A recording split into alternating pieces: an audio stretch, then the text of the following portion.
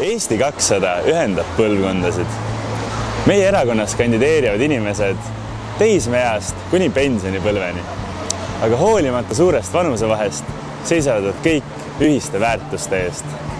Mina olen Martin ja ma olen 18, kandideerin Haaberstis. Mina valisin Eesti 200, sellepärast on ainuke erakond, mis suudab üldse Eestile muutuse tuua ja me teame, kuidas päriselt selle muutuse tuua. Minu ideaalne Tallinn on see, et inimesed ise otsustavad ja rohkem rääkivad.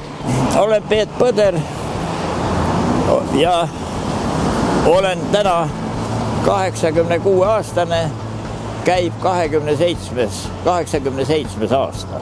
Minu ühinemine Eesti 200-ga langes kokku minu tööalase tegevuse lõppemisega umbes 2 aastat tagasi, kuna tekkis mõnes mõttes minus niisugune vaakum. Siiani ma olin kogu aeg tegutsenud ja tegevusetuks jäämine tundus nagu mulle võõras ja hetkel toimus just uue erakonna Eesti 200 tekkimine ja formeerimine, siis nii ma astusingi tookord meie erakonda Eesti 200. Minu arusaamine